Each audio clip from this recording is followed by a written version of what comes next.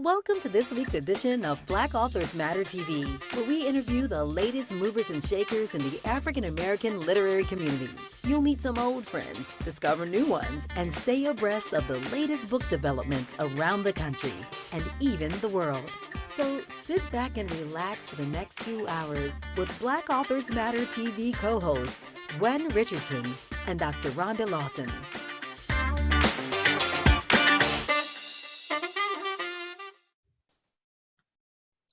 So that's a new addition to the show. We have an intro now. So whenever you hear that music and it comes on, you'll see that and our little video scroll thing instead of just seeing our faces. Then you see our faces afterwards. So we're very excited about our new intro. I tell you, we had some things in the works. We're moving and we're keeping things moving. We're not letting any moss grow under our feet. So welcome to the April 26th edition of Black Authors Matter TV. I'm Gwen Richardson, your host for tonight, along with my co-host, Dr. Rhonda Lawson. Hello, everybody. And we, of course, we have another amazing lineup again this week. We have an awesome lineup this week. Rhonda won't be on the whole show. She's not going to be on tonight for the whole time. But a very important meeting for some really awesome things that are going to be happening for us. She does. So we're giving her a break, and she'll be back next week. But she'll be on for a little while at the beginning. So as we get started, I have a couple of housekeeping notes.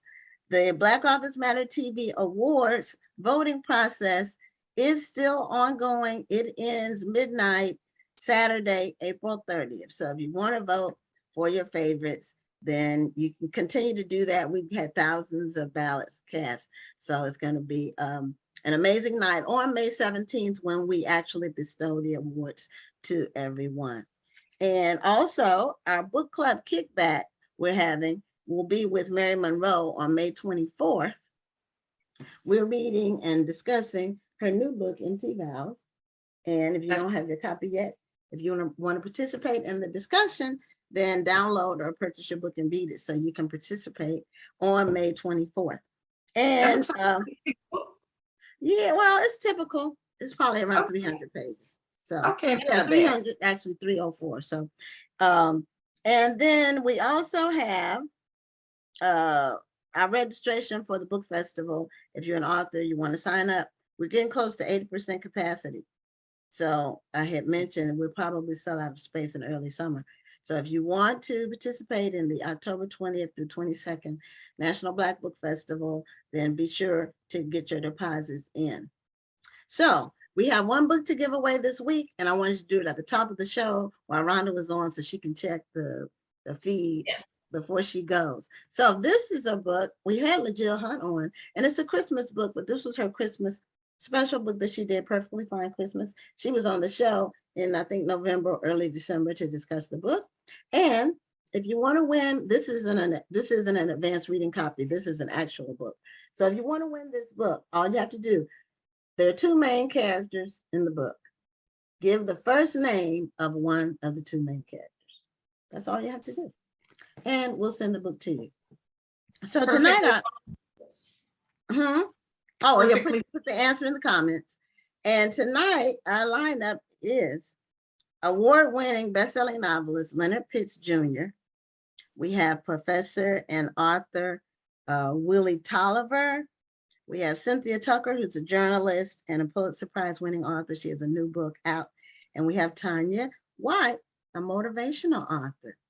So we're going to be bringing on our first guest, Leonard Pitts. And there he is. There he is. So Leonard, welcome to Black Authors Matter TV. And if you could turn on your, let me unmute your mic. There we go. Are we in business? Yes, we're in business. Yeah. So, welcome to Black Authors Matter TV. We're glad to have you on. Thank you. And for those who may not know, Leonard Pitts, he's I don't know how many awards you won, but I know your books are excellent. And your book, I have a top 20 list of all time, 20 of my favorite books of all time, and your book Freeman is on that list. And I Thank you. did a video of introducing all those books. Historical fiction is my favorite. So that book covered every base there was. And I just absolutely loved it. So. Well, thank you. You're welcome. So I don't know if you've ever met Rhonda. She and I do the show together, but she was a literary correspondent for the festival. And the one where you were, she wasn't with us yet. She hadn't taken on that role yet. I think I started in 2017 or 2018. I think it was 2018. Yeah, and he was earlier. Nice to meet you. Nice to meet you. So tell us about your your writing career, how you started writing books. I know you're a journalist, but just give the audience an idea of how you got started with your writing career and what led you from journalism to being an author. Well, I always wanted to write and publish novels. That was always my first love and my first goal. But there's this thing called putting food on the table. So, when I got out of college, the plan was I was going to write a novel and somebody was going to send me $1 million advance and publish the novel. And then I just keep doing that every year or two and life would be good. But, I did my part. I wrote the novel, but nobody published it. And I'm like, okay, I need to make the car note and I want to date. So I need to be able to, all this stuff. So I actually worked began working as a pop music critic, as a music critic for Soul magazine, which is a Black entertainment tabloid. I remember it. Remember that? Okay, good. We're always glad to be remembered at Soul.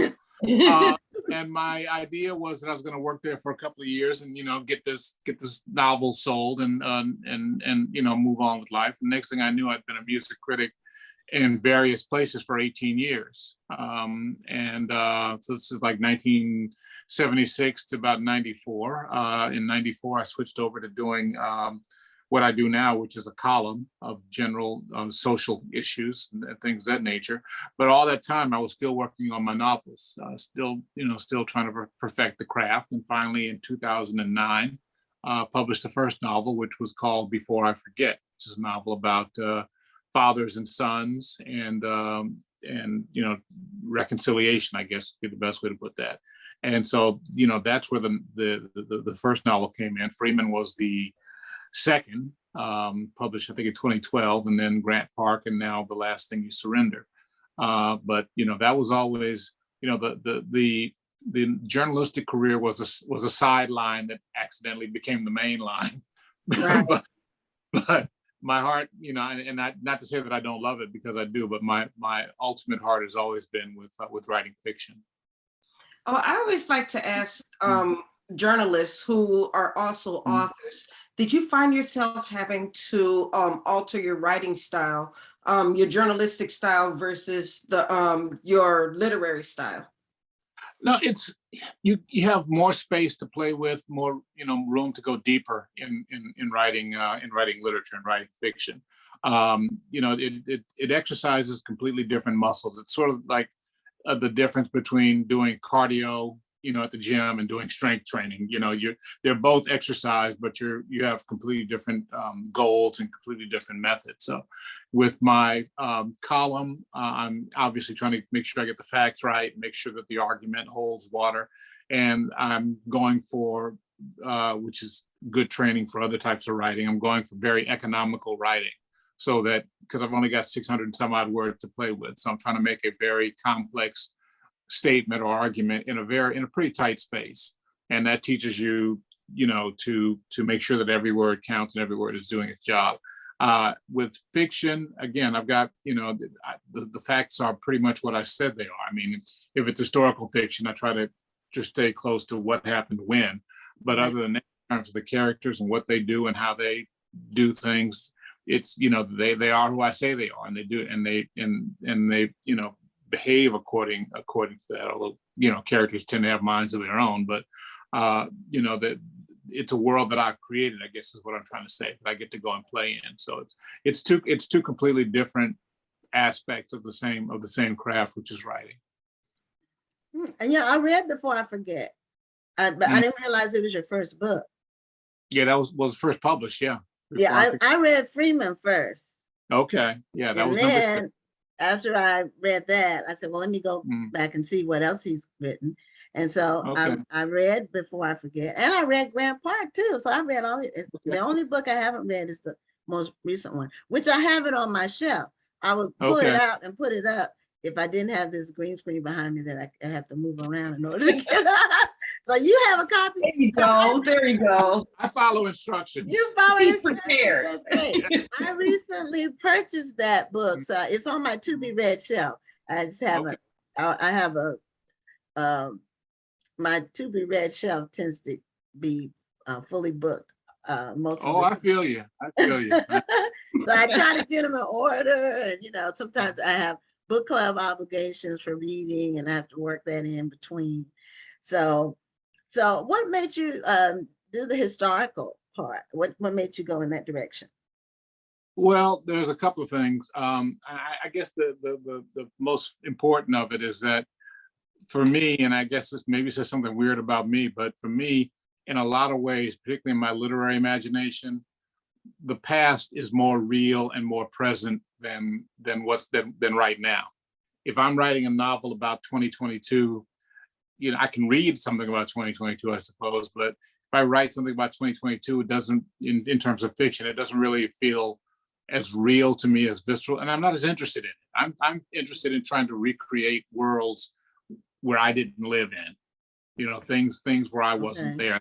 That's fascinating to me. African American history is fascinating to me, and there's so many stories there that have not been told, especially these days, as people try to, pretty much criminalize the teaching of African American history. But that's a whole nother story. But like when I wrote Freeman, which as you mentioned, that came from reading a history book by Leon Litwack called Been in the Storm So Long.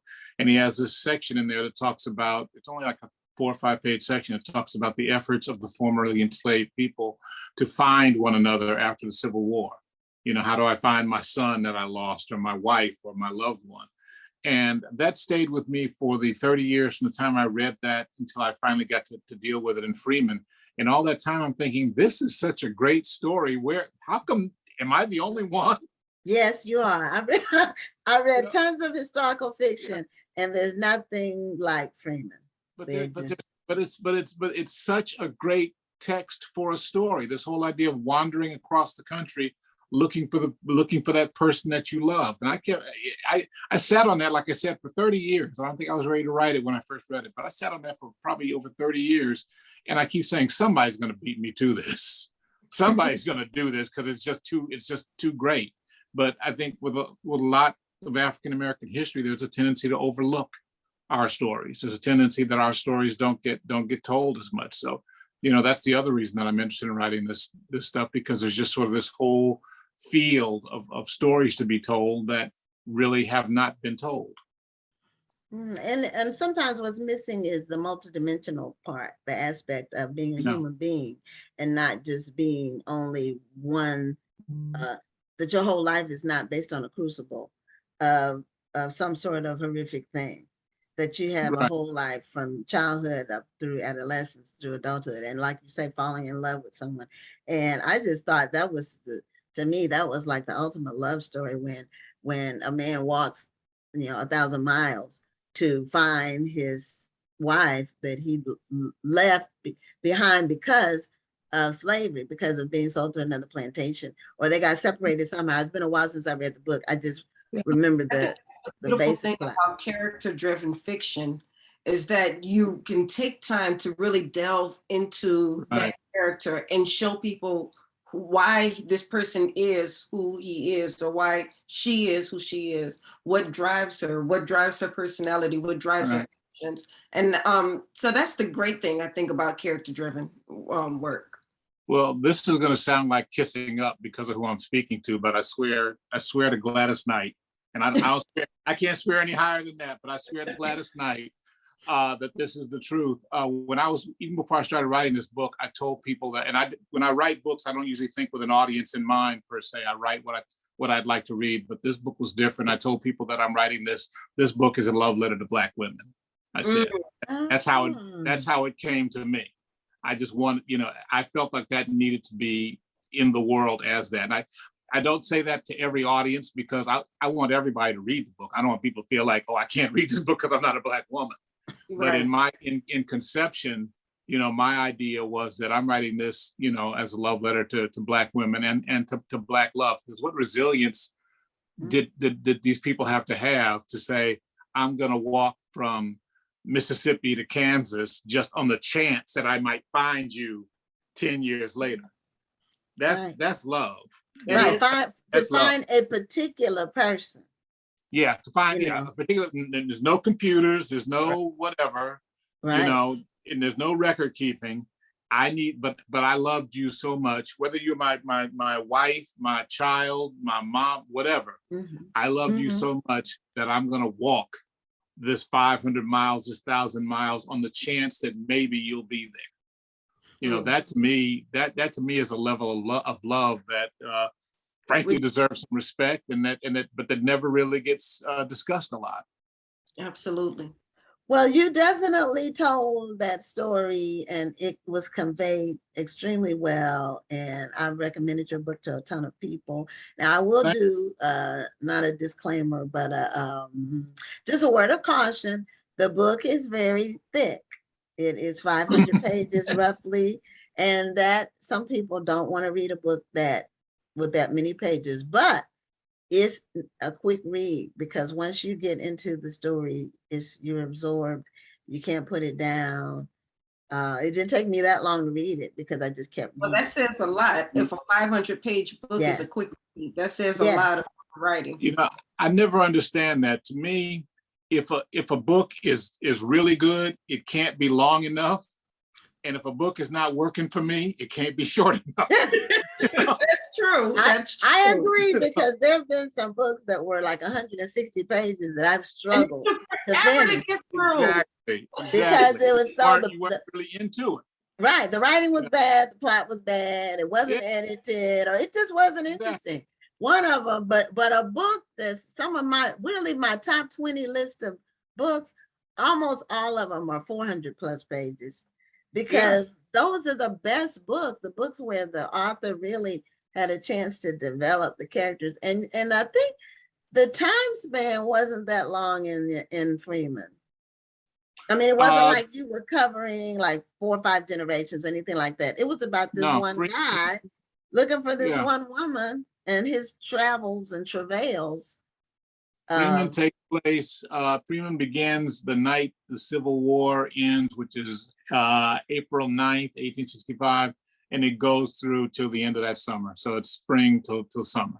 Right. I knew it wasn't a long period of time. So it's just you cover all the things that he went through while he was trying to find his wife. And I think, as I recall, like I said, it's been a while, but he does find her, if I recall correctly. It does. Yeah, I don't want to ruin too much for people. Oh, well, okay. I'll give Is that a spoiler? Is that a spoiler? Well, no, because there's a lot of other stuff that goes on. So it's a whole lot. It's a whole lot. Yeah, so I'll give them that much. Okay. But because it would be, if you read 500 pages and then he didn't find her, that would be kind of like, that might be something to encourage people to read the 500 pages because he does find her. And I know some people just think it's too many pages, and some thick books are very slow. And there have been times when I just couldn't get into the story. And I'll give you an example of a book. Isn't even an African-American title. I attempted to read The Stand last summer by Stephen King. Oh, I love me some Stephen King now. It's a 1,000-page book. Yes, it is. I got to 650. And up after 650. And I still haven't, I put it down and I haven't picked it back up. I was reading it, and it's small print too. It's not, it's a true 1,000 pages. But Stephen King is one of those 500,000 page people that I'll just gulp, just write down like water. Yeah. So, different strokes, different tastes. Different books for different readers. And that was my first book of his. So I haven't really? read it. Yeah, I haven't read any other ones. But I wanted to read Destined because it was about a pandemic.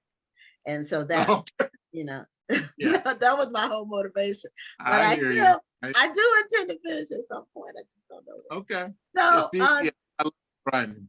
yeah, tell us about your latest book. The last thing you surrendered. The Last Thing You Surrender is set. It's two families, a Black family and a white family, and it is set against the onset of World War II, and it follows these two families in basically the war in Europe, the war in Asia and in the Pacific, I should say, and the war in Alabama. So it's so. Yeah, it begins with this white Marine from Alabama whose life is saved by a Black man at Pearl Harbor. His life is saved by this Black man. Black man dies in the process, and this sets off this chain for this white guy who likes to think of himself as a moral and Christian dude, but he realizes that, you know, this guy saved me, and turns out we're from the same town. I saw him, but I never even saw him. I never even knew him. And so he goes back, he's injured, and he goes back to the hometown and meets up with the guy's widow and the guy's and the widow's brother, Luther and Thelma. You know, the rest of the story deals with sort of their adventures, I guess. I hesitate to say too much. I will say that Luther is a character who, Luther and Thelma saw their parents lynched at their front door when she was 3 and he was 9. And she can't remember it really because she was so young. Luther can't forget it. So he's this guy who is scarred, who's alcoholic, who's just very angry at this country and at white people in particular.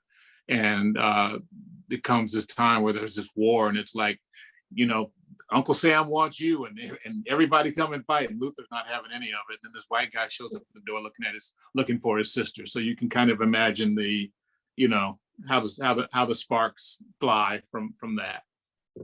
Okay. Yeah, all of your books also have strong male characters as the protagonist. The great thing. Yeah, I try. I want to do more with my women characters. I'm really proud of Thelma as a character, you know, she appears also in the next book that I'm still working on. But yeah, I like characters, whether they're hero or villain, where you can understand the motivation, you can feel where they're coming from. The thing is that, and I don't think every writer really sometimes understands this, everybody is the hero of their own story. Nobody gets up saying, I'm gonna be evil today.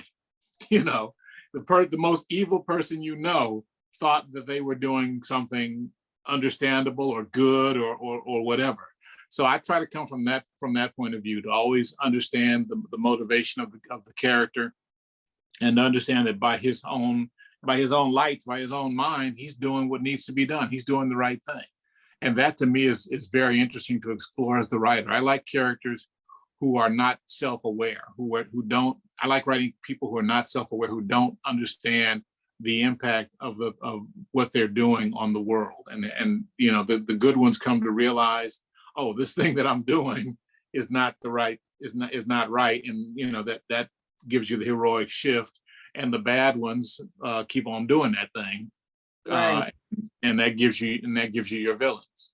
You know, it's like to go back to The Last Thing You Surrender, the main character, George, you know, he's a bit of a racist, but he's not a burn a cross on your front lawn kind of racist. He's not that kind. He thinks he's a good guy, but yet there was this black guy who served him eggs and coffee every morning, the mess guy, who he never really saw. And then when it came time for them, you know, to be heroes, because the ship has been struck by Japanese torpedoes and it's sinking, the black guy is the hero and saves his life and dies. You know, and George is not equal to the task. And you know, that sets him in motion to sort of questioning his assumptions about race, his assumptions about who he is and his place in all of that stuff. So that's what I mean when I say, you know, characters who are not self-aware, either becoming aware and becoming better from it, or doubling down on their ignorance and doing bad things out of it. But that's the great thing about character development is you don't have to put everything out there. Sometimes you let the reader decide, Right. or let the reader see something that the character doesn't even see. Exactly. Yes, Exactly. using that Jafari window when you're creating your characters. Exactly. That's what makes it fun. Yeah, it is. And sometimes, because I'm an author too, but sometimes when readers read your work, they see things in the characters that you hadn't intended or even thought about. Yeah. Yeah. I And know when that happens. Characters are alive. You're right. That means characters are alive. I love when readers Right. see stuff that I didn't see. Right. You know, characters are alive. They're doing stuff that, That's you know, true. have you ever tried to make a character do something that the character didn't want to do? No, I have only written one work of fiction. I'm working on my second. My stuff is more nonfiction or children's books. Oh, that's fiction is a lot harder for me. So you're trying to make the character do something the character didn't want to do, and then what happens? When you say, okay, plot, because one of the things that I've learned, and I learned it from Stephen King's book, obviously, actually, his book on writing, is that if your characters are real, then at some point they're going to start dictating the action to you. So you can't have plot, this outline where you have to hit this mark and hit that mark and hit the other mark, because if they're real, then they're not. No, I'm not going to hit that mark. That doesn't make sense. I'm not going to do that. Exactly. And you cannot force them to do it. That's what I've discovered.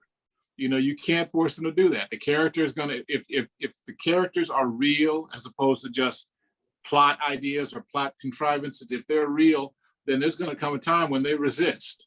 When you want them to do X and they say, no, I'm going to do Y. And you got to let them go and do Y and see what happens when they do Y. And that's when the characters are real. You mentioned my novel before I forget. You said you'd read that, right? Yes. Okay, there's a part in there where LaShonda, you may not remember, LaShonda, the teenage girl, shows up at the door pregnant for the second time. No, because I read a lot. I've read thousands of books. So I'm an avid reader. So as time goes on, the plot, I remember it's about somebody with Alzheimer's, like the dad, early onset Alzheimer's. I remember there's a scene where LaShonda shows up pregnant. I didn't know she was going to do that. Okay. That's the kind of stuff I'm talking about. I looked at it like, girl, seriously? Because she had the first baby, as a teenage mother, and it didn't go well. And then she has another one. And my thought, even though I'm the one that created this character, she, in almost a literal sense, has gone off and done this on her own. And she shows up on the page pregnant. I'm like, really? Seriously? Because, she's real. And she's doing things that aren't necessarily in my master plan for her or for the novel. Well, we're at the end of our time. And so I want to make sure people know how to get your books.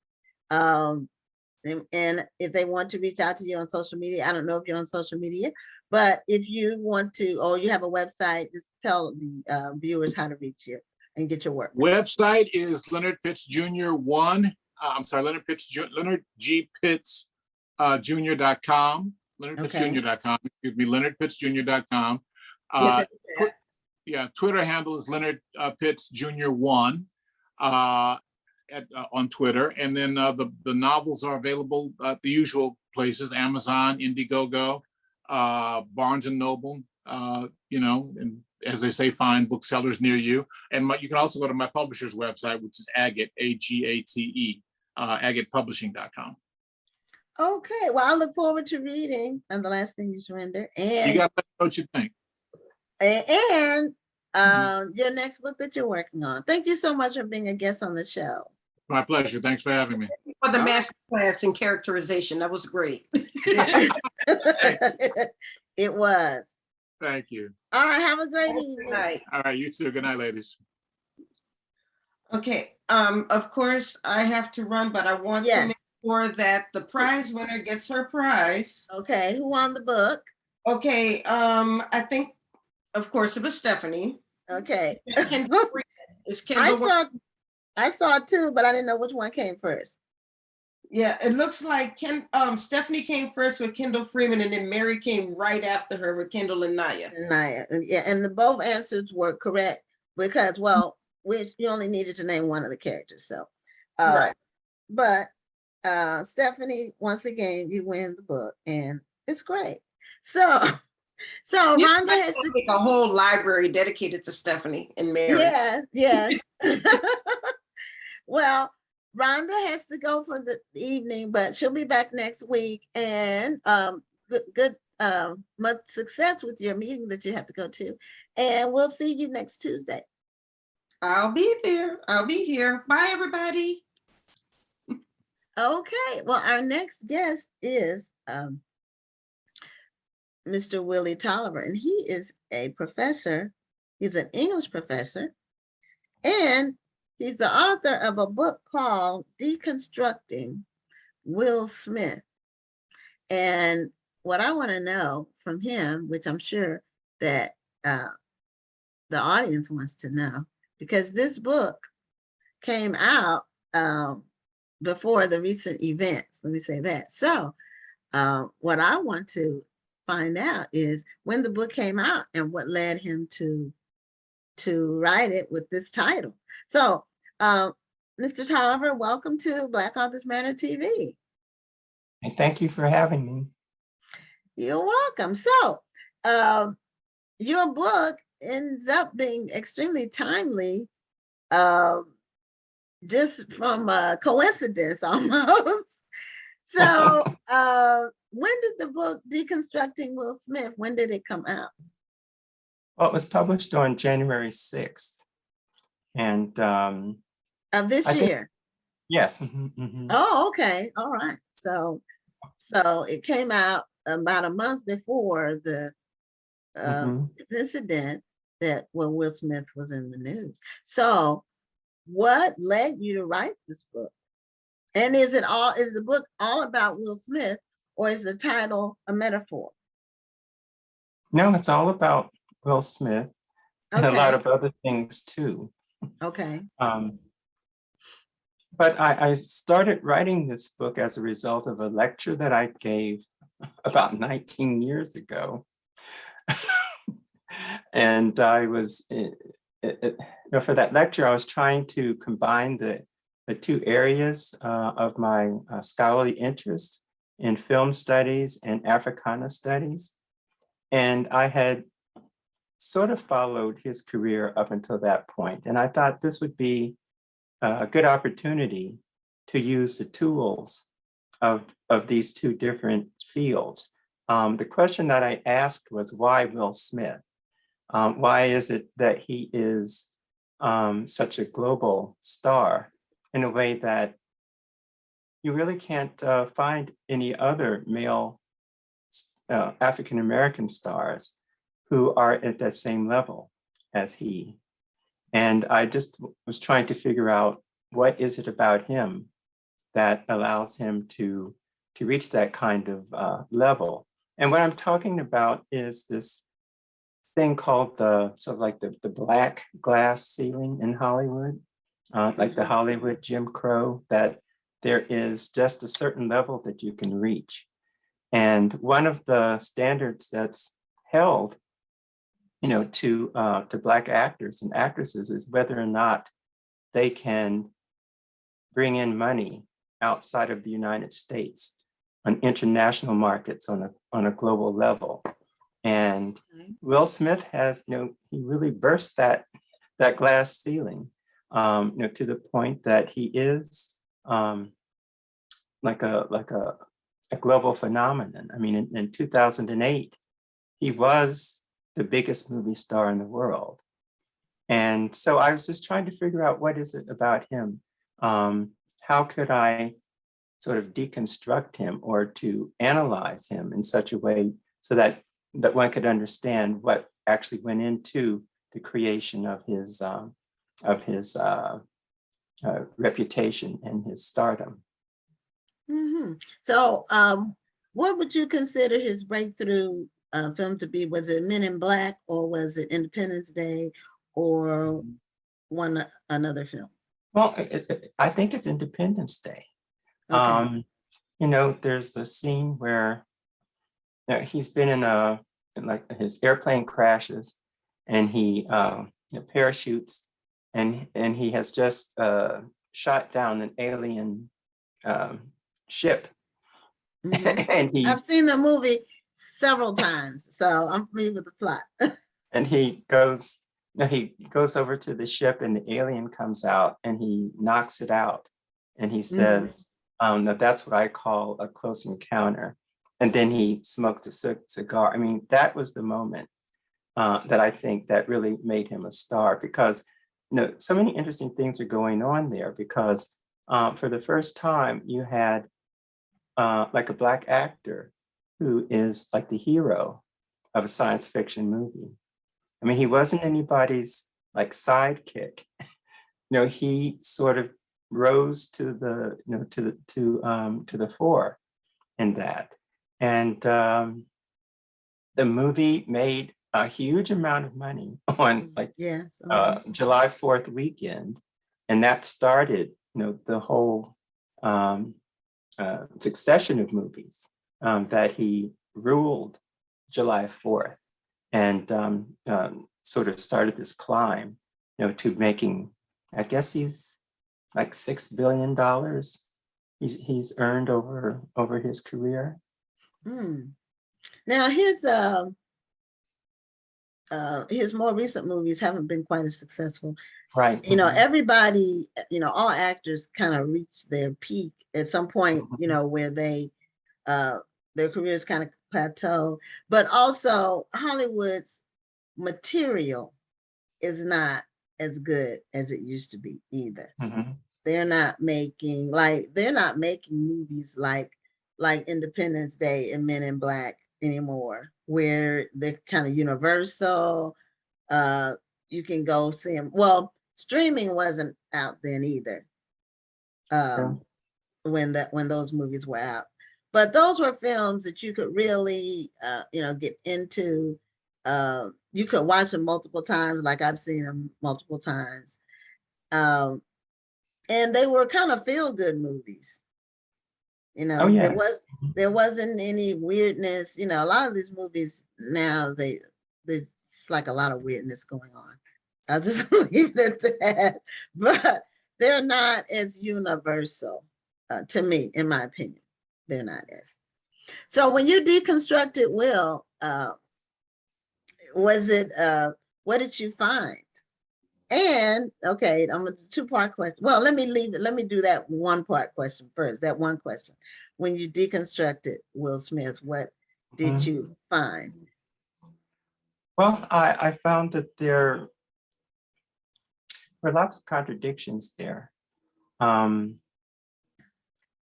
I think to answer my question, why Will Smith, I sort of started to realize that there were just certain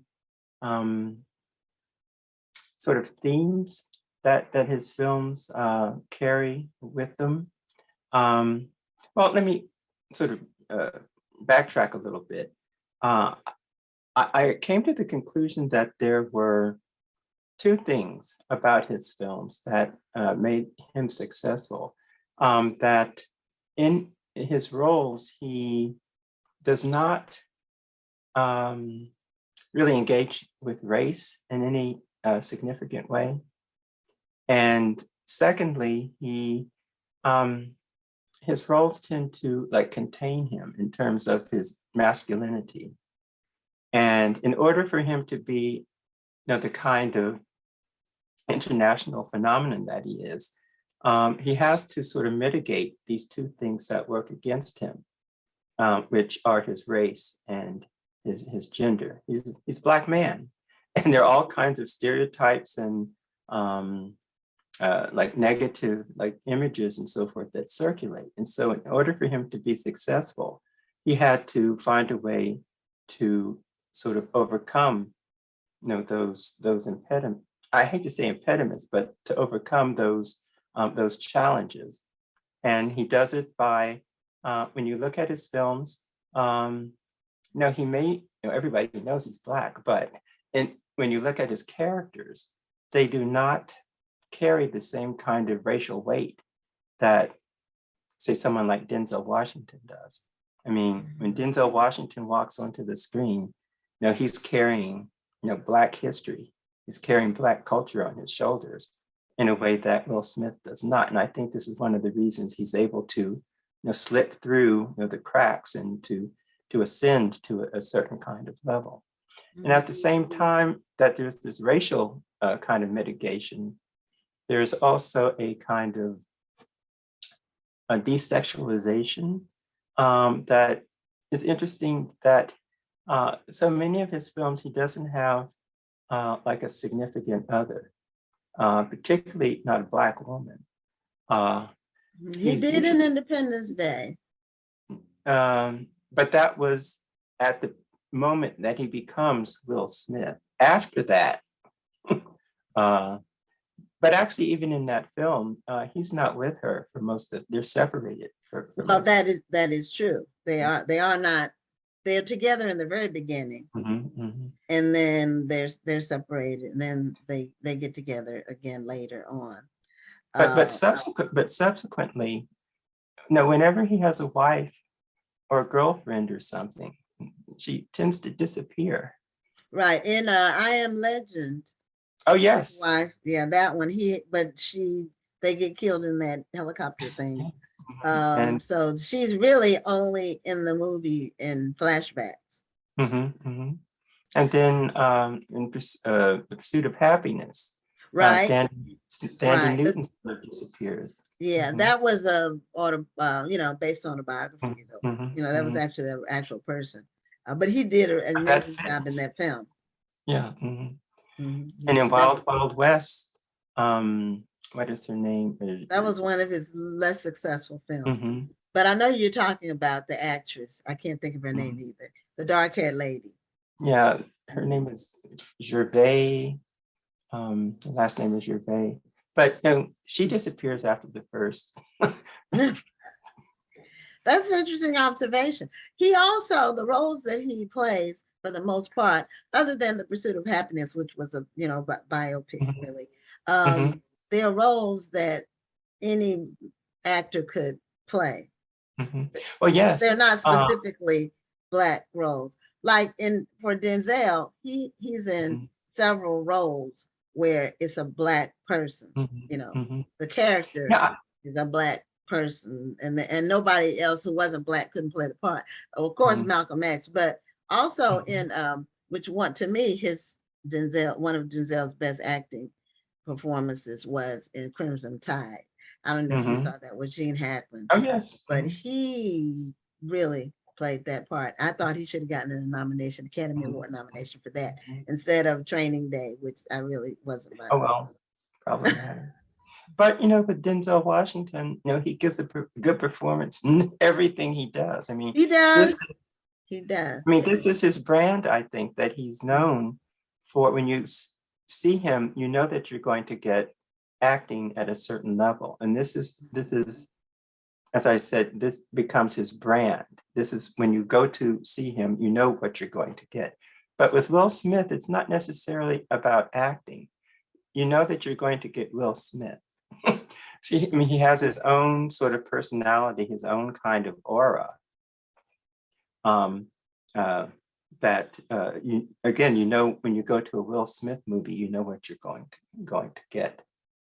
That's true. And in some movies he uses humor, because he was in Fresh Prince with the comedy for a long time. But some, like I'm Legend, there's no humor in that at all. Men in Black had humor, and Independence Day had some humor. I'm trying to think of something. I haven't seen his last.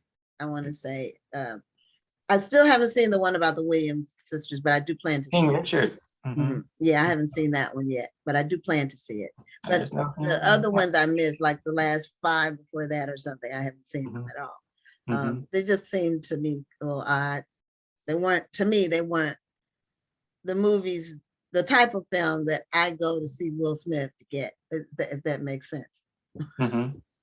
So, they had other, and he had and he had at least one on streaming. I didn't see it, but it got such bad reviews. Bright. Yes, the science fiction. It got bad reviews, so I didn't even try to watch it. So, well, it's interesting that was one of the few films where he tried to deal, where a film of his tried to deal with race, but Mhm. in this kind of curious kind of racial reversal, where it was like a interracial, buddy film, but set in the future with all of these creatures roaming around in Los Angeles, and his um, partner, his cop partner, is an orc, some kind of like creature. And what happens is that the orc becomes the substitute for the black, the black buddy. And then Will Smith Okay. becomes sort of the white cop. So it's kind of like a race reversal. And that this is a theme that you find in many of his films, where where race is being dealt with by, you're to understand how, say, racism works, because he's playing the white positioned character, and other characters are sort of metaphors for blackness. So this is another way that when I was talking earlier about mitigating race, this is one way that he does it in his films, especially his science fiction films, where the aliens become the racialized other, and he, as the hero, becomes basically a stand-in for a white character. I haven't seen any of his. Like I say, I think I missed the last 5, and I do plan to see King Richard. So, but the other ones, the plots just didn't interest me very much. So, since the incident that occurred at the Academy Awards, have you gotten interest in your book? Have you gotten people contacting you about? I mean, I'm like, the timing could not have been more perfect and completely unintentional. So, and what kinds of? Go ahead. And what's so funny is that the prologue of my book is called "A Slap Heard Round the World." Is it? Yes. Maybe Will read your book and then I decided to do that so I could sell more copies. No, but oh boy. I started talking about this other slap that he perpetrated back in 2012 when he was in Russia, when he slapped a Ukrainian reporter, who came up to him and tried to kiss him. And I took that moment as the seed of my book, where I took that incident and I was breaking it apart into the different kinds of themes that I would pursue, cross-cultural kind of misunderstanding, Will Smith's persona, the mask that he puts on and takes off because he slapped this person, and then he tried to to get back into his image of Will Smith. And then I sort of compare that slap to the one that Sidney Poitier gives the white man in The Heat of the Night. In The Heat of the Night, yeah. That was that's one for the history books as well. I mean, the movie was older when I saw it, but then I heard about how groundbreaking or earth-shattering that slap was at the time that it was. And then I read about them not showing it in some Southern theaters because they didn't want to have, race riots break out, or, because it was groundbreaking material, and it was somewhat brave for the movie people to even do that. Yeah, absolutely. At the time, because that was like 1960. Was it like 65 or maybe 60? Somewhere in the mid 60s in there. So that was groundbreaking. And someone, one of our viewers said 6 degrees of separation was, in her opinion, this is one of our viewers, Tanya White. She said that was his best dramatic role. Now that's I Mhm. didn't see that movie. Mhm. Yeah, that was his first sort of major film. And and I think it's like one of his top 3 performances. Um, but again, this is a film before he became Will Smith in quotation marks. Um, you Because know, he didn't have a big role in that movie, did he? oh, it was a big role. It was the lead role in it. Oh, it was. Yes. I haven't seen that one. That's one I missed. But it's so interesting because what he plays is this con artist who gets into these the houses of all these wealthy people in Fifth Avenue in New York. He has this desire to sort of like social climb, but he pretends to be the son of Sidney Poitier, which is so interesting. And Oh, okay. and so he's able to get into these people's houses, and he socializes with them and so forth. And it's really, I mean, the play that it's based on is a classic, and it's a really challenging role. And for him to have taken that on so early in his career, and like Courtney Vance did it on Broadway, Okay. was really gave him a kind of step up up the ladder in terms of earning respect as an actor and also establishing himself as a star. So since the people have been reaching out to you because of the recent events, what kinds of questions are you getting? What kinds of input are you? Well, everybody wants to know my opinion of what I thought actually went on at the Oscars. And I don't think I can add that much because, that it was self-explanatory. Well, everybody has their, their theory. He's mentally, he had a mental break, or he was on drugs, or, I mean, there are just so many, imposter syndrome. I mean, there are so many theories, circulating about it. But, I come at it from a different perspective, because I, did a lot of study in terms of star theory. And I in the book, I talk about how stars go through different stages. And at the very top, they reach a point where they are kind of trapped within their image. And in order to free themselves, they do something that's kind of transgressive, that goes against what they're known for. They may take a role that is completely against what people think of them as, in order to get free of people's expectations. The box yeah. that they, yeah. Other actors will, I don't know if they intend to do it, but they may do something, some kind of violation, like it may be moral or maybe illegal, like Robert Downey Jr., for instance, who went to prison and so forth.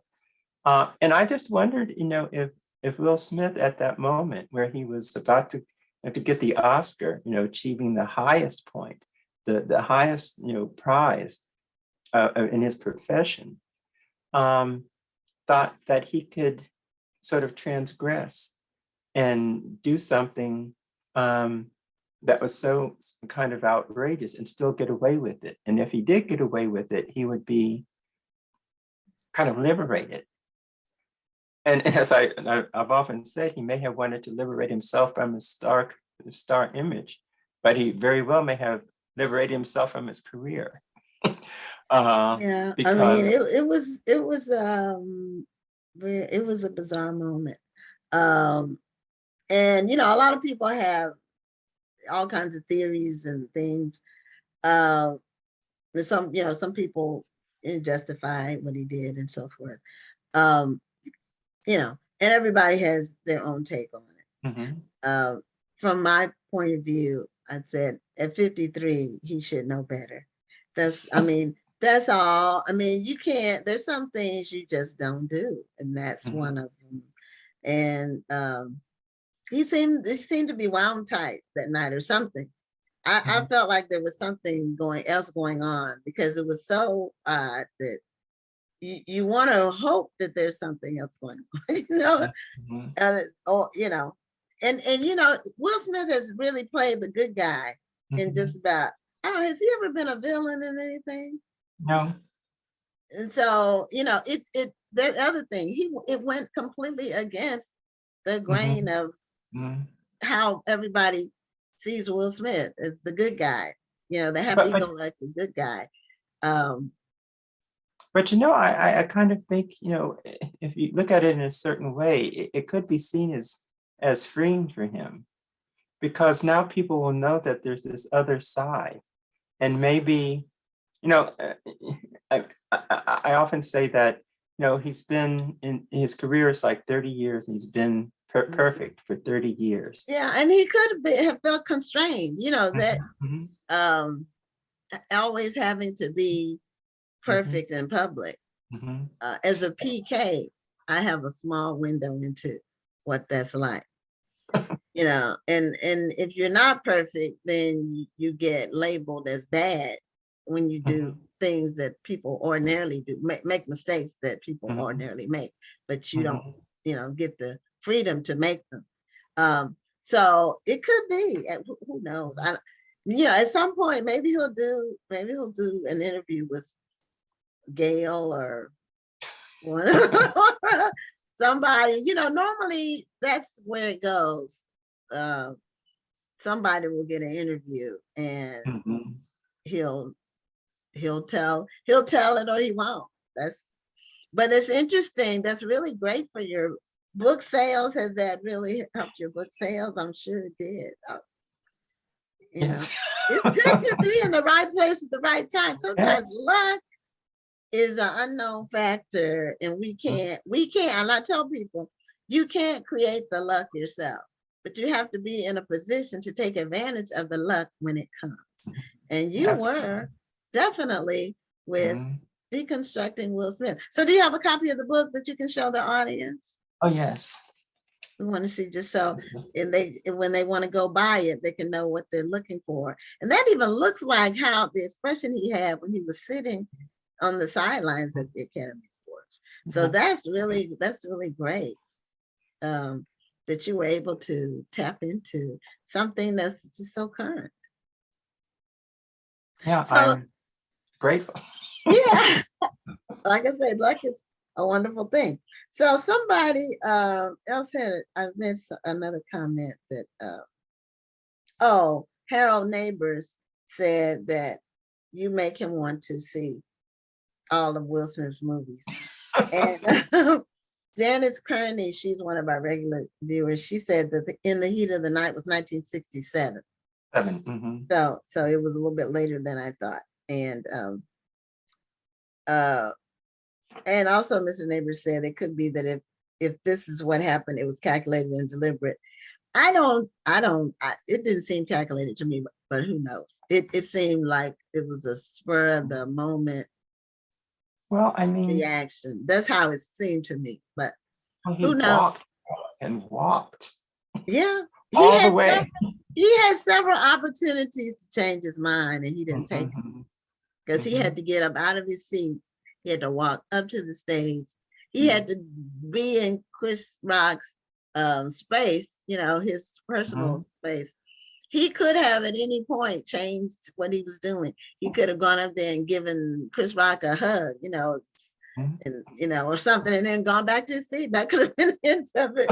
But he didn't. He did something different. Well, tell people where they can get a copy of Deconstructing Will Smith. Oh, you can get it from like Amazon or Barnes and Noble. Certainly from the publisher McFarland. It's just generally available, you know, if everywhere. You have to order it. Okay, well, that is wonderful. And we're at the end of our time, but thank you so much for being a guest on Black Authors Matter TV. Well, it was an incredible conversation. And thank you. Thank you for having such a timely book. Okay. Thank you for having me. Okay, have a great evening. Okay. Okay, for those of you all who have just tuned in, tonight, Rhonda had to be at another location. So she was on for the first interview, and she won't be able to come back on tonight. But you have me by myself. So anyway, we are going to have our next guest, Cynthia Tucker. And some of you all may remember Cynthia Tucker she used to be with the Atlanta Journal-Constitution, and she was on television a lot, commentating on political affairs. And she'll remind us of what her role was at the Atlanta Journal-Constitution. But welcome to Black Authors Matter TV, Cynthia Tucker. Thank you. Thank you. And I was just saying to the audience that some people may remember you from, I know you were on television a lot commentating on political and public affairs, social issues. Yes. As a representative of the Atlanta Journal-Constitution, but I don't remember what your exact role was at the newspaper. I was editorial page editor. I was in charge of all the commentary pages. I wrote a column twice a week. Okay. And you recall that I did some commentary on CNN, MSNBC, ABC. Yes. Mm-hmm. And PBS, I think. Went to And one PBS, of those, absolutely. one of those political shows. I watched some political shows. I try to keep abreast of what's happening. I try to keep a balance, though. I try to watch different ones. So because it's good to know what both sides or all sides are in the middle. It's good to know what the opinions are everywhere. So I try to stay abreast from that perspective. Yes. But you have a new book. And so what are you doing now? So what have you been doing? And when did you leave the Journal-Constitution? I left the Atlanta Journal-Constitution in 2012. I taught at the University of Georgia for a few years. And now I am back in LA, as I call it, Lower Alabama. I grew up in this part of the world. I'm a native of a tiny little town called Monroeville. I live in Mobile now, and I teach at the University of South Alabama. Okay, good. Now, what do you teach there? I teach English classes, writing classes, journalism, and I teach some political science classes as well. Okay, great. And now, your new book that's out now, do you have a copy of it with you? I do. Let me slide over just a moment and grab a copy so I can show your audience. Okay. I like people to have a visual of book covers because when you go to buy it, it's easier to get what it looks like. You know what it looks like. So your new book is called The Southernization of America. And it's the story of democracy in the balance. Yes. So, and it's co-written with someone named Fry.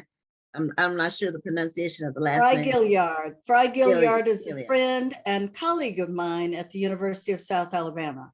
Okay. All right. And why this topic? Why this topic? That's an excellent question. You keep up with politics, so you know that we are in a peculiar political moment. And like a lot of other citizens, my co-author Fry and I feel very strongly that democracy is in the balance here. As democracy has been threatened at other times in this country, as it was during the Civil War, and we came out of that era just barely on the right side, but the post-Reconstruction era followed with a lot of racial violence, terrorism against Black folks. Then the civil rights movement came along about 100 years later or so, and that gave us a great deal of hope, and the nation seemed to be blossoming democratically again.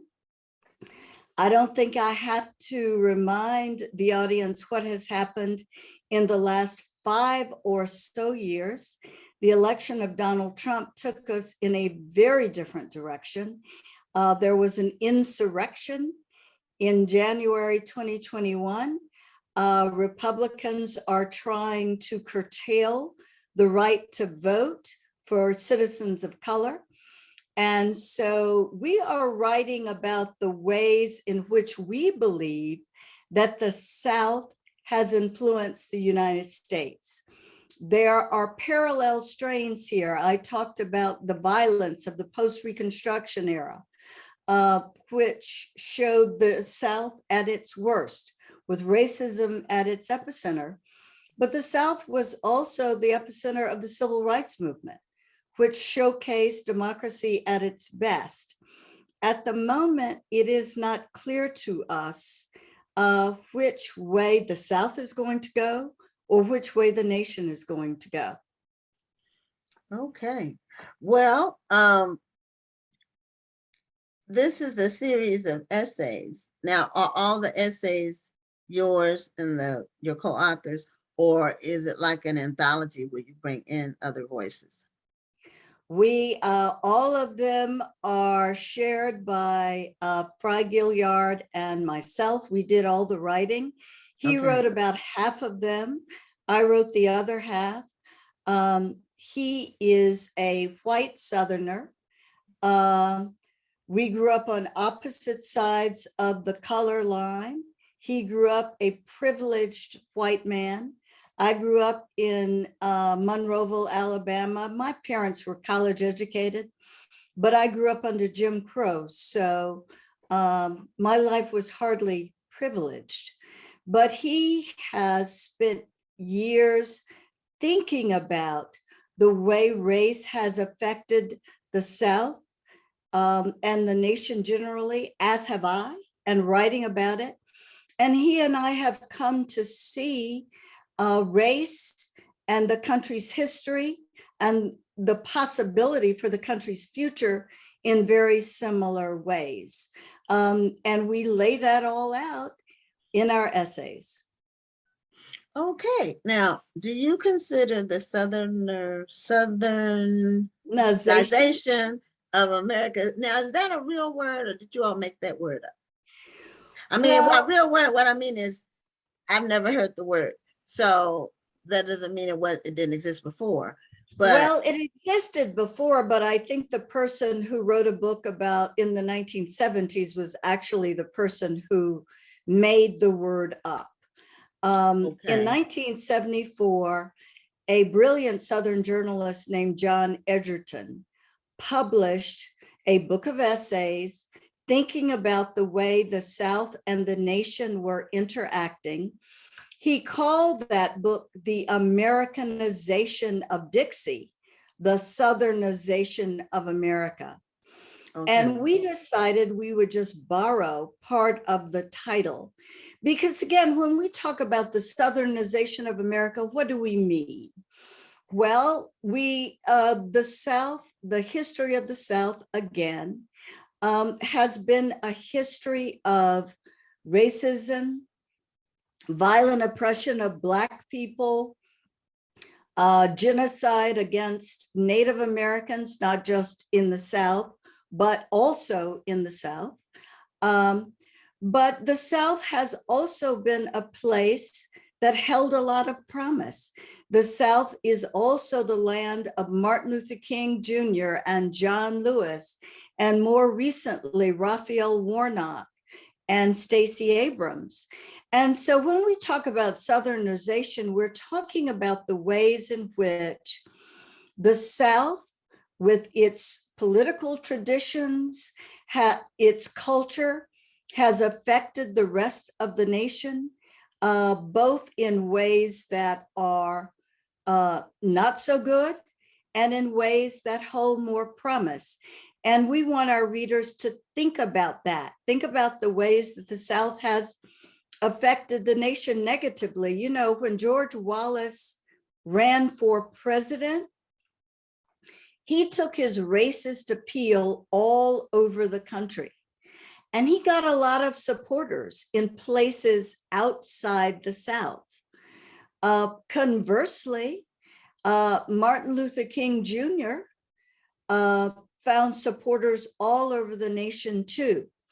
So again, the South has affected the nation, we believe, in ways that are hopeful and in ways that are not so hopeful. Okay. Well, you know, Martin Luther King too, we have to keep in mind that he went north and got a lot of resistance that he wasn't expecting. So that was, especially in Illinois, and I believe somewhere else in the north where he went. I can't remember where it was now. I remember he was in Cicero in Illinois, and that didn't turn out. Oh, Boston. That's what I was thinking about. Boston was one of the last. The busing in Boston was a more violent than a lot of Southern places. Absolutely. You're so right about that. You know, I would never suggest that there wasn't already racism in much of the country. In the Northeast, places like Boston, in Chicago, Cicero, Illinois, as you just pointed out. And one of the things that we contrast in the book, in the 1970s, Charlotte, North Carolina, was undergoing school desegregation in a way that was very peaceful. White parents were cooperating, white politicians were cooperating, at the same time that whites in Boston were having a fit, protesting, throwing rocks at school buses. And that's, in that part, we show how the South showed the rest of the nation an excellent example. And so you're absolutely right. There, you know, no part of the nation holds a monopoly on racism. But because the South was the part of the nation that rebelled in order to own human beings, so whites could hold people of African descent in chattel slavery, the South became the epicenter of racism. And there is part of that heritage that not only has the South not overcome, but we fear that has seeped out into the rest of the country. There are, for example, Confederate monuments in states all over the country, not just in the South. And that shows another way, I think, that the South has been a malevolent influence on the rest of the country. Okay, I also had a question about what the role of the migration of Black people back South, because we had the Great Migration that was so well described in Isabel Wilkerson's book, The Warmth of Other Sons. Excellent book for people who haven't read it, talking about the migration from the South to mostly the Midwest in the 20s, 30s, and 40s. But in the last 20 years or so, a lot of Blacks are moving South from those areas. For one, the cost of living, the quality of living in terms of space, you know, nature, outdoors, and also to be closer to family members, and the weather. So what role does that migration of Blacks back South play in the Southernization of America? Well, I am glad that you pointed out the fact that there has begun a reverse Great Migration for all of the reasons that you have named, but also because the South has changed over the years since the Civil Rights Movement in positive ways. I think first and foremost of Georgia. Metropolitan Atlanta is one of those places that has had a lot of in-migration of African Americans who are either moving back or coming in for the first time. A lot of them are professionals, middle class, and they have helped to change the political culture, not just of metropolitan Atlanta, but of the whole state. One of the reasons that Georgia now has a Black US Senator who's a Democrat, Raphael Warnock, and a Jewish US Senator who's a Democrat, John Ossoff, is because the demographics have changed so much. But it's not just metropolitan Atlanta. Birmingham has changed. Huntsville, Alabama has changed. Parts of Mississippi have changed. North Carolina has changed.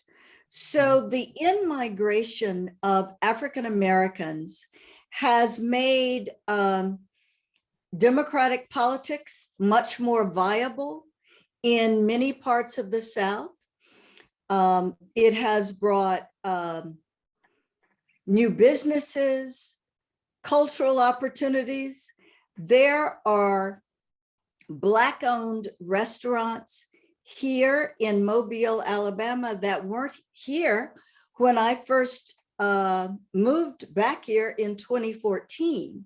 And those restaurants have been opened, 2 or 3 of them, by people who moved in recently from other parts of the country. So that migration is changing the South. It hasn't changed some parts as much as I would like, but the South has definitely changed. Yeah. So what do you want, what's the main thing you want people to get from your book? How many pages is your book? I didn't see that. Well, roughly. the good news for those who don't want to be bogged down with a whole lot of reading, Gwen, is that the book is, I have to put on my eyeglasses so I can see the page numbers better, but it's less than 150 pages. Oh, okay. So it's okay. So it's not a thick, it's not like a textbook. No, it's a slender volume of essays. Okay. And what are the takeaways? Well, my co-author, Fry Gilliard, and I wrote the book as both a warning and as a plan, we think, of how people can get involved and make sure that democracy continues to burn bright in America. If good people, well-intentioned people, don't pay attention, all of the progress that we have made in the last 50 years or so could be turned back. You know, Gwen, one of the awful lessons of the post-Reconstruction period is that Black people came out of the Civil War not only newly freed, but committed to being good citizens. Black men ran for office in the South and were elected to Congress and to the US Senate. Yes. Black men were elected to city councils. Black people bought land. They farmed. They opened small shops. They took up trades. They were optimistic about participating in their country as full citizens. What happened? White supremacists had another idea in mind. They didn't want any of that to happen. So the Ku Klux Klan was created, and whites came along with a campaign of terrorism to keep Black people from voting, to put Black people in jail for petty crimes, to make them work for little or nothing. And that period went on, especially in the South, for almost another century. Exactly. Yeah. And so I think things will get that bad again? Goodness, I hope not. But I do think that we could easily turn back a lot of the progress that we've made in the last 50 years if people who are committed to democracy, people of color, don't get busy and get, as the late great John Lewis said, get in good trouble. Okay, now I have another question. Now, if you take the statistics, the demographics of the country, Hispanics are now more numerous, is numerically, nationwide. They're not in every region of the country. Well, neither are Black people, but I mean, there's some parts of if you go on some places in the country, like we went on a road trip last summer from Houston to the southern part of California and back through New Mexico and Arizona, and we didn't see Black people. There were times when even when we would stop for gas or to eat, we wouldn't see any Black people. So there are places where we are in numbers, and then there are places where we really are not in numbers. But Hispanics have, as a group, have overtaken us numerically as a percentage of the population. So what do you think the effect of an increasing Hispanic presence has on the Southernization of America? Well, I think that there is absolutely no doubt that, demographers have been saying for decades now that whites will become a plurality.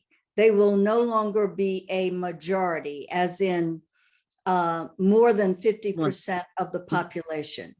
They will be, what's the estimate, the year? About the year 2040, 2045. Okay. Whites will remain the largest group, but they will no longer be a majority. And I think one of the things that we are seeing with the election of Donald Trump, with other moves that some conservatives are making, is a fear of that, a backlash against what they see as the loss of their status at the top of the heap. What I saw, and what many other political observers saw with the election of Barack Obama, was that people of color joined forces. We were an alliance, a progressive alliance. Barack Obama won a majority of every single group of color in the country. So did Joe Biden. There has been a lot of talk that Joe Biden didn't do as well with Latino voters as expected. That's true, but he still won a majority of Latino voters. So I think that in terms of trying to create a country that lives up to its promise of equality for all citizens, I think that Black voters and Latino voters and Asian American voters and Native American voters and Indian American voters all have a lot in common.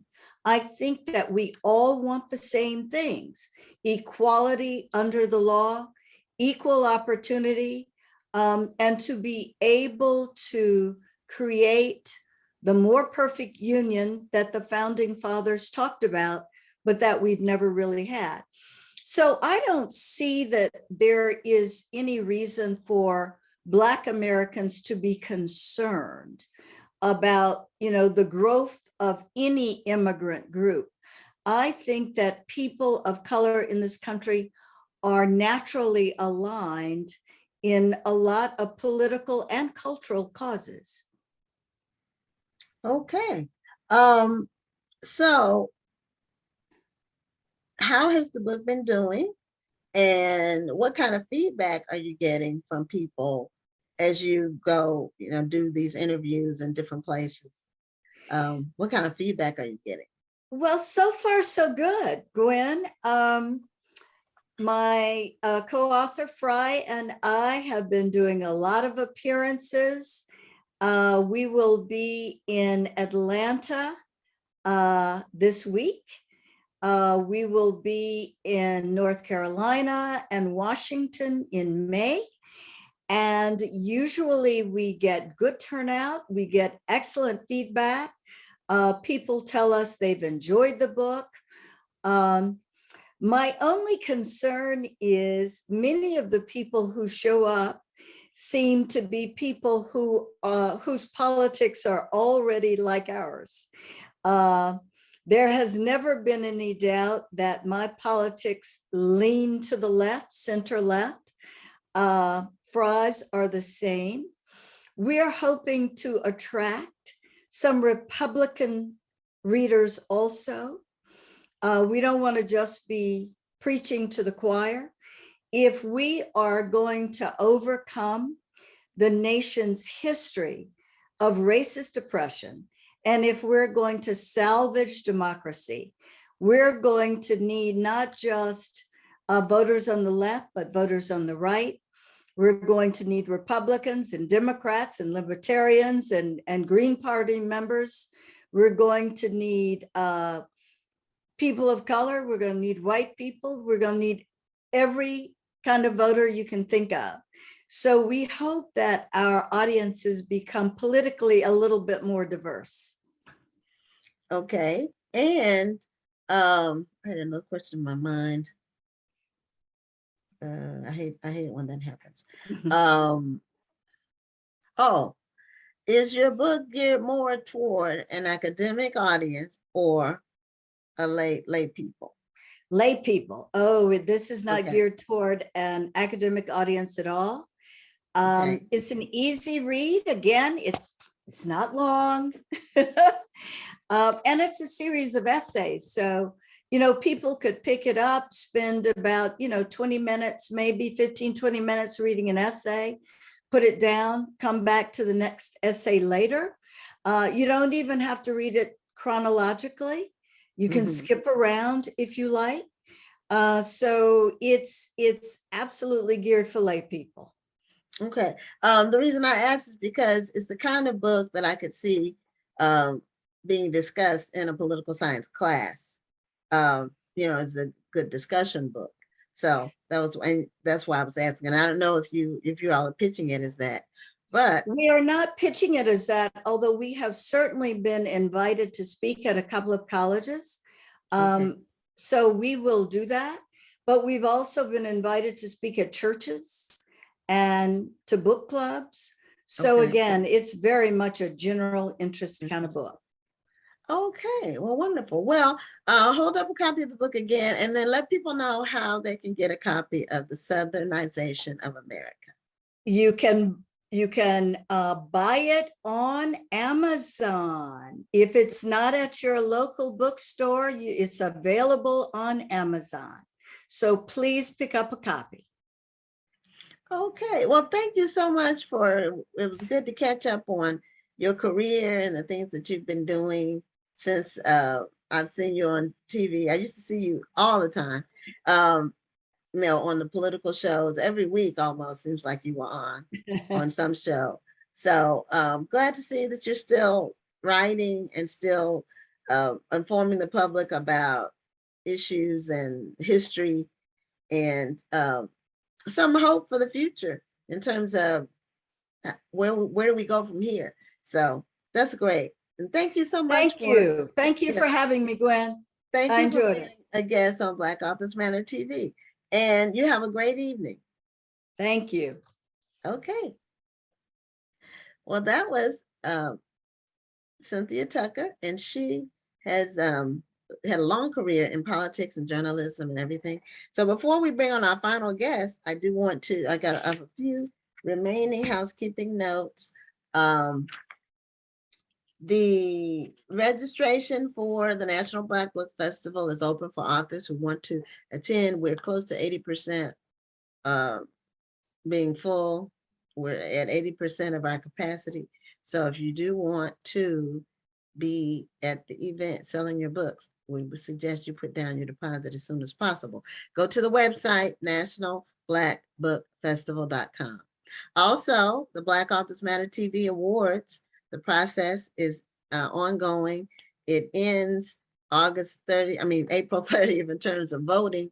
If you go to blackauthors.mattertv.com, on the top left, it's a link to cast your vote. If you haven't voted already, you can still vote for your favorites up until midnight Saturday night. And the Jerry Pinckney Children's Book Awards is the new award that we're bestowing on children's authors in 7 categories. The deadline is June 6th. So if you go to jerrypinckneybookawards.com, you can read about submitting your book there.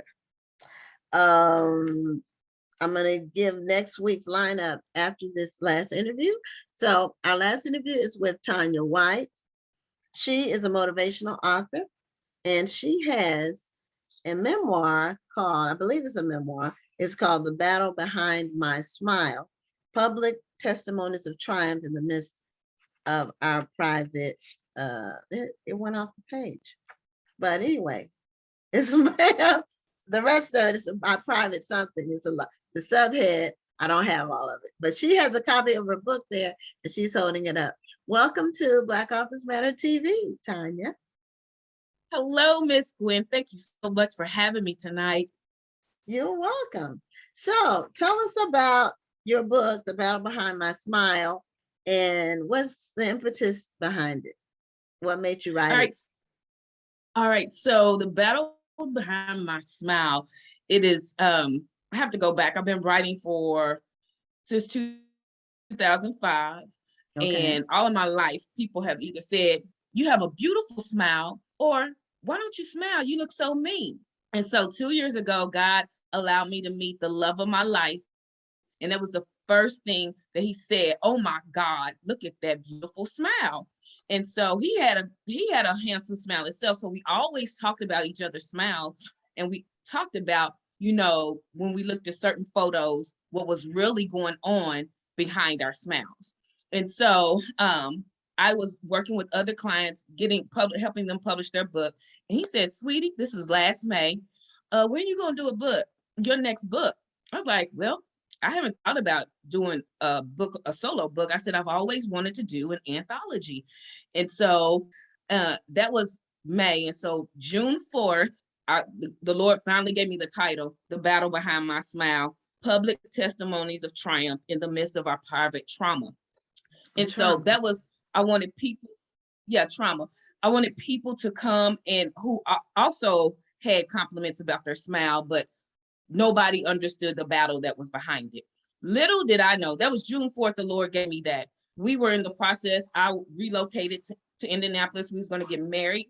And then June 11th, the doctors came and said that his prostate cancer had come back and it was inoperable. And they gave him 6 months to 12 months to live, but he died in 6 weeks. Now, the Lord already gave me all the outline. And so after that, I was sitting after his funeral in August and the Lord was, speaking to me. I was like, I am not doing that. It's too fresh. I'm mad because you took my love away and I do not want to talk about this battle I'm going through. And you know how the Lord, if y'all know, the Lord said, okay, I'm gonna let you have your moment, but you're gonna do this. So I relocated back to my hometown of Louisville on August 27th. His funeral was August 11th. And then I think by September 1st, I was doing the flyer for the informational to have co-authors come find out about being authors in this book. And so I literally was walking through a fresh battle of grief, mad at God, hurt, crying, not understanding. I had quit my job that I was a school counselor with for 20 years, got a job up there.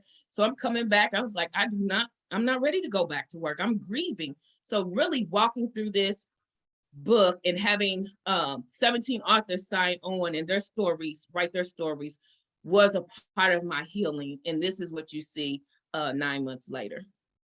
Oh, I'm so sorry you went through that process. That's really, really tough. You just never know what people are going through. And that's a lot of times that smile, that pasted on smile is one to stop people from asking you questions. You really don't you really don't want to tell people when you're going through something, because one, they can't fix it. Two, you know, if you tell, then you might just burst out in tears yourself. Absolutely. The smile is like a shield to keep people from, and then, you know, some people don't have good intentions. You know, Right. they you spill your business and then they tell everybody. You know, there's some people that do that. So that smile can be a mechanism for to protect ourselves, a self-protective expression to keep people, because people assume a lot when you smile. They assume you're happy. A lot. They assume you're happy, that you're strong, that you never go through anything. And it's like, oh no, we got 18 stories in here that, yes, and that's just a snapshot, a moment in time that we all chose to share. We all have battles. And like I said, I didn't know that, you know, coordinating this anthology, I was going to have to walk through a fresh battle. I was going to write about something totally different in my chapter, but I had to write about the fresh battle of grief in this book. So are all of the stories by women? No, we have four men that kick it off. And when I tell you, these men have poured out their hearts. Alan Stewart talks about the battle to become the man God wanted him to be. He talked about his 3 divorces, him catching his 3rd wife cheating on him in their bedroom with her boss, and the battle that he had to go through that, and even going to his 4th marriage. My brother, I'm a happy sister, my little brother's in here, and he's talking about the battle of having daddy dialogue, how important it is for dads to be present. Even if you're not married to the mother, you need to be present in your children's life. They need to hear your voice. They need to see your positive action. So he talks about the positive relationship that he had with our dad growing up in our household. He was the only boy. And so when he came along, my dad was like, yes, I got a boy. I got somebody named after me. And then, you know, talk about how the daddy lessons that our daddy taught him, he transferred to his daughter and his son right now. And then even the things that he didn't like or traumatized him with growing up with some of how our daddy disciplined. You know, he grew up in a country town in the 40s and 50s when, you know, it was totally different. And so some of the discipline, and plus he never had a dad in his life. So he talks about that and how he has to process and heal through some things so he won't repeat some of the things that he didn't like. So it was very good. And then we have Nick talking about the battle, flying through setbacks, how you plan professional goals and they don't happen. And for a man, you know, men are very calculated. They don't know how to deal with a no or rejection. And so he had to process that. And then Peter Witt closes it out, the battle of overcoming, I could never be that mindset, how he talks about his insecurity as a man and feeling incompetent because he was the youngest in his family of 3 brothers who, you know, did anything they touched turned to go. So we have 4 men in here and the rest are women in this book. So yes. Okay, well, what led you to do an anthology? I know you were talking about doing a book with just your thoughts, but anthologies are becoming more common. Yes. What led you to do the anthology? And then how did you get the people to be involved? So I wanted to do when the love of my life asked me, what are you gonna do next? I said, I always want to do an anthology. So that was on my mind. And then I was like, because I don't have anything personally to talk about. I wanted him in this book as well. So it didn't work out, but I always do an anthology. When I first started writing, I was in a couple of anthologies. So I always wanted to do one myself under my own publishing company. And so when I came home, I put the flyer on social media. I was just praying for maybe 10 people to come, but about 50 signed up. 26 were on the call, and then 17 actually signed the contract and went through the whole process. And so that was wonderful. We have total of 18, including myself, from 5 different states. Most of them are from Kentucky, Louisville, Kentucky, my hometown. But then we have a couple who signed on. They live in Las Vegas, Nevada. We have one in Texas, Kissimmee, Florida, and then a couple in Stevenson, Virginia. And then the rest are from Kentucky. So I just put it on social media and blasted it. And people said they wanted to sign up because the title alone, The Battle Behind My Smile, really grabbed them and made them started thinking. So that's what I wanted to do. That's really great. So is the anthology broken down into sections? Or is it just like a continuous just one essay after another? It's broken down into 4 sections. The section 1 is the men, called Manversations, what men really feel in their hearts, but struggle to find the words to say. And when I tell you, when you read the men's story, you're gonna be like, wow, we've gotten great feedback. We had the official release Friday, but we went so it's brand so new. some people have gotten it's brand new, yes. Oh, and so okay. we've gotten a lot of feedback and a lot of great feedback from men who are reading it. One man, my best friend's husband, he's like, I gotta tell Tanya, I had to put this book down because it was tearing me up. It's really good, but it made me think. And going through some certain things in my life, I just had to put it down and start crying. So I'm loving the feedback that we're getting from men. So that's section 1, Manversation. Section 2 is talking about finding wholeness after addiction, abuse, a disability, and unhealthy relationships. So those authors talk about, one talks about molestation, one talks about her addiction to drugs and alcohol, one talks about trying to find wholeness and stop trying to prove herself, because when she was in elementary school, they diagnosed her with a reading disability and all the stigma that came with that. And then unhealthy relationships in the church setting. So that is what those co-authors deal with that.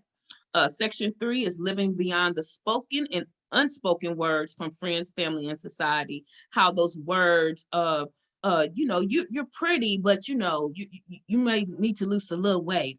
Or one author talked about her school counselor when she was trying to go get an appointment with him to see if she was on track to graduate. He literally told her, I do not have time for you, and you're not going to be anything anyway. And she talks about how that quick moment of her trying to see if she had everything together, that quick moment negated everything that her parents taught her, and she started trying to prove him wrong throughout the rest of her life. When she was in the Army and on up, she said even today she still hears, you're never going to be anything.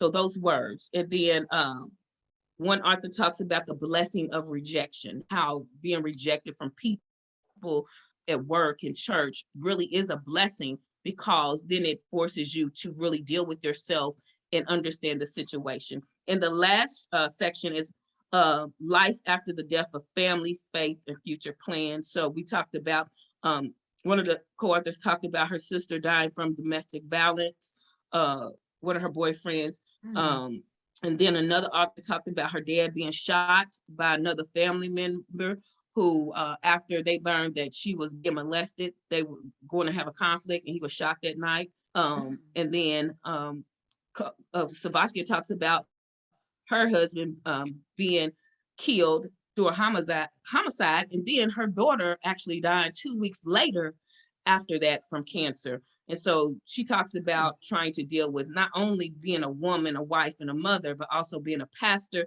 a well-known businesswoman in the community, and dealing with all that. And then, of course, I talked about the battle not to give up while grieving. So those are 4 sections that we talk about in the battle behind my smile. That's great. Now, what are your goals for the book? Of course you want to sell copies, but what events do you have coming up? What kinds of activities are you doing? Are you doing any events with the people who are in the anthology? Do you have a book launch? Just what are you doing with the book? Yes, we had an official book launch last Friday, a book release, and people came. It was a wonderful event.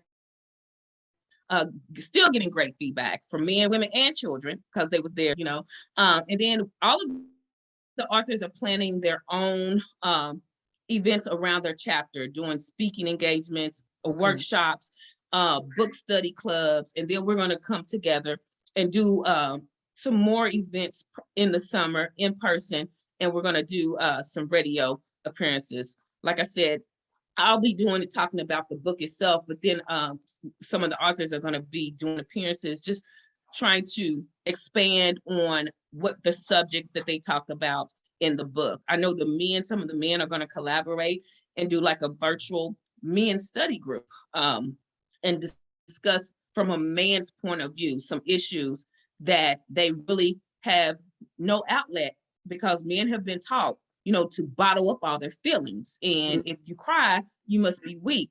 So just having some of those conversations for men is coming up. I am personally doing some virtual book studies on my chapter. And so I've got those all over social media. I'm doing one for those who are recently grieving.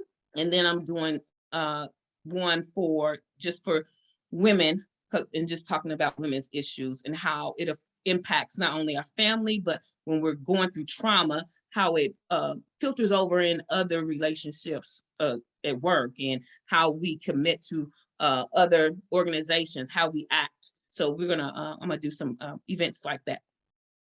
Okay, so are you planning to do any kind of follow-up book, or I don't want to say a sequel because it's not a novel, but a series or just another book after this? Since you did well with this one so far, I know it just came out, but and now this is your first book. You did say that. No, correct? this is my eighth first book. Your eighth book? No. It's my first anthology. Boy. This is my eighth book. Yes, Oh, okay. yes. Wow. Okay. I'm thinking it's your first book. Okay. Well, No. You've got some other stuff. Okay. Well, yes, that's wonderful. Yes. Well, tell us a little bit about some of your other work that you've done. What other topics do you cover in some of your other work? So before The Battle Behind My Smile, my message was Yes, I Am Enough. And this was 2 books. Yes, I Am Enough. The Next Level was the one 2 years ago before the pandemic. And this is the first installment, Yes, I Am Enough.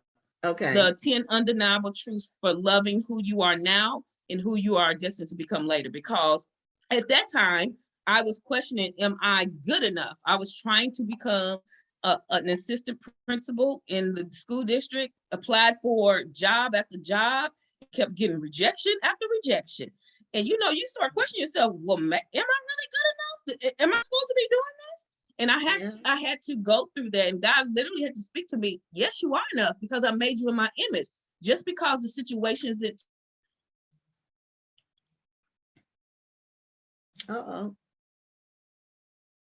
you froze up on us. Sometimes that happens with bandwidth. Sometimes it'll start again. I'm hoping that will be the case. Otherwise, Tanya, you're breaking up a little bit. I hope you froze for about 20 seconds. Okay, and so this is Yes, I Am Enough, the next level. And once you learn that you are enough, you start loving it, living it, and sharing with others. So these were my book 6 and book 7. Oh, okay. Good for you. This is book 8. Okay. And after this, I'm going to do Battle Behind My Smile for women in ministry, and then Battle Behind My Smile for men, to talk about more men issues, professional, talking about relationships, how they deal with rejection.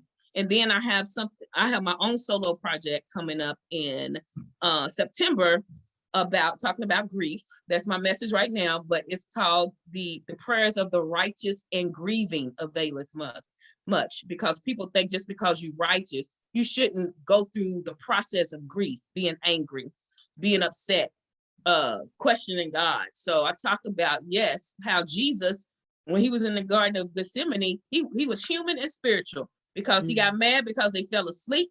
He was asking God, do I have to do this? If it be your will, take this away from me. So he was showing his spirituality and humanity, and we should do that too, especially when it comes to grief, because it's a roller coaster, and it's no Yeah, that you can, heal from it. right. Yeah, I've lost 3 close family members, but fortunately, it wasn't close together. But they Yes. were, I lost my mother in 2002. I lost my brother that was next to me.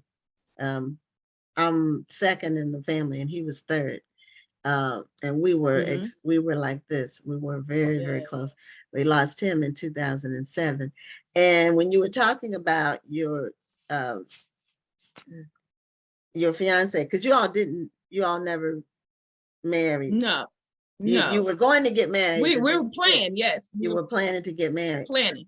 When my first book that I wrote that came out in 2000, well, I had planned for it to come out in 2007, which it did. And 2 days after the book came out, my brother died of cancer. And Wow. he was an awesome person, but he got Mhm. pancreatic cancer, which I don't know if Mm. you've seen that effect on people. They just Yeah. shrink down, and it's very fast. Um, Yes. but I didn't even really get a chance to promote my book because my heart wasn't in it. Yes. I was just so devastated by that, because we were so close. And I lost my dad last year in January to COVID.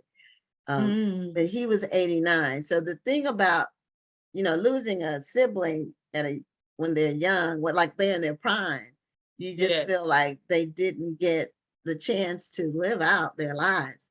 And you really don't, you do entertain losing your parents just because they're, 20 years older than you or whatever, Yes. they're 30 years older than you. And you're going to lose them eventually, even though you don't want to entertain the thoughts, but Yes. that's there.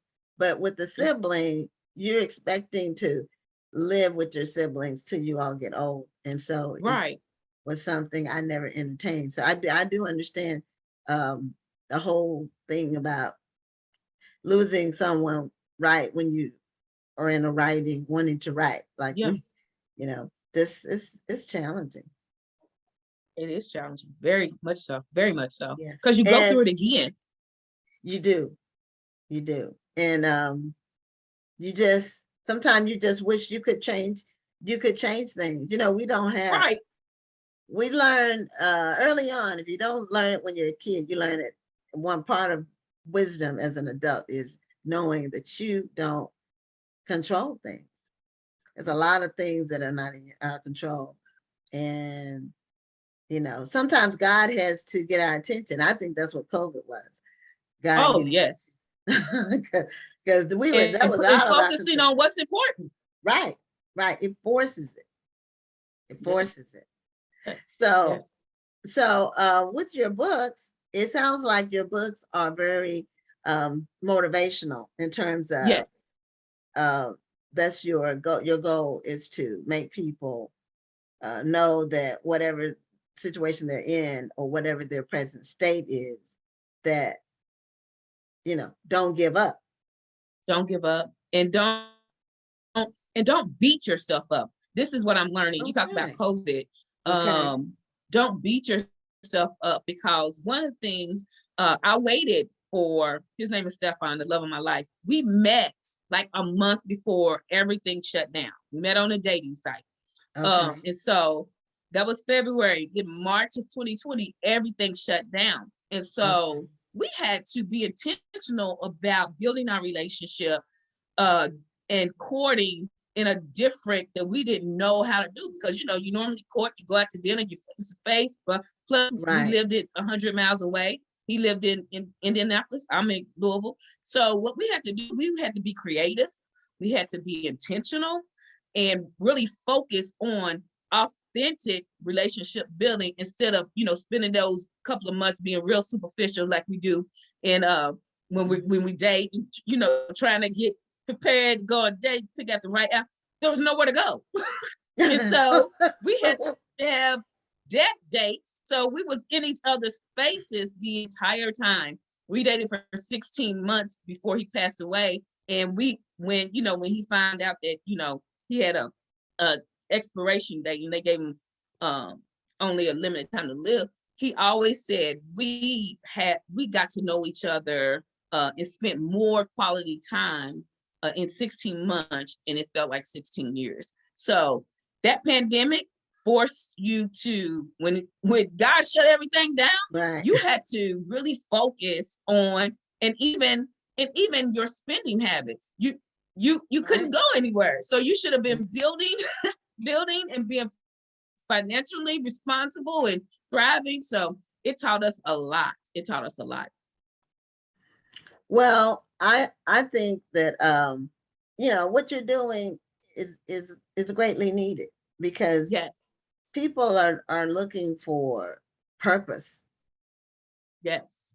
A lot of times people just get caught up in the noise. There's a lot of noise that's out there with just especially social media is a good thing for being able to reconnect with people and stay in touch with people, but it can also be a negative thing if you some people are really not good at conversations.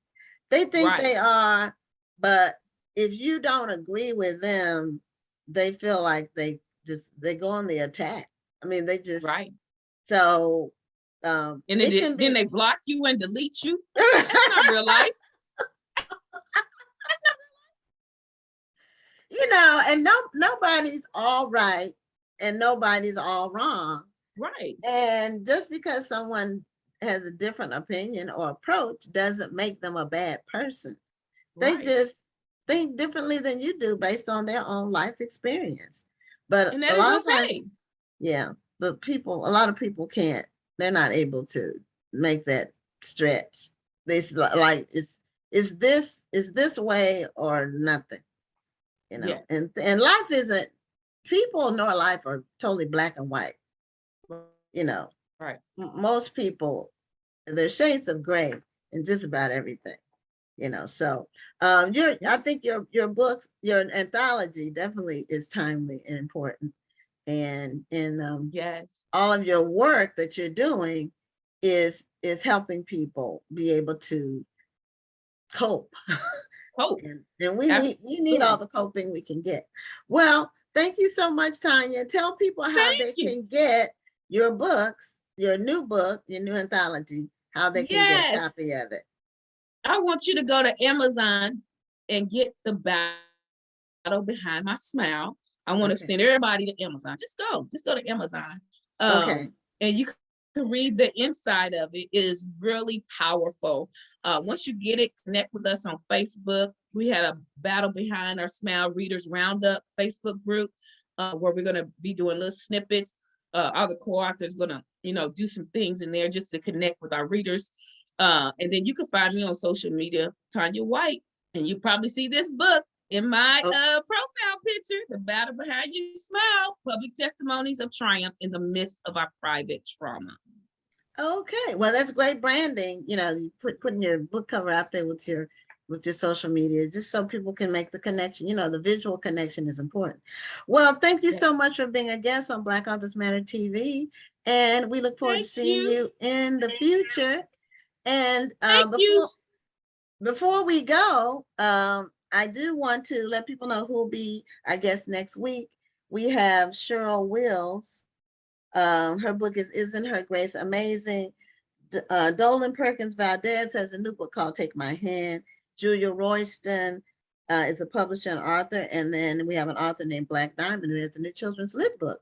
So we have those of you all who are on this show at the very beginning saw our new intro video, and we have an outro as well that we'll be showing every single week. So we're going to say good night. I'm signing off. I'm Gwen Richardson, and our guest Tanya White is signing off too. Rhonda will be back with us next week. So next week is May 3rd, and we look forward to seeing you on the next edition of Black Authors Matter TV. Good night. Thank you for tuning in, and join us next Tuesday at 7 p.m. Central, 8 p.m. Eastern for another edition of Black Authors Matter TV.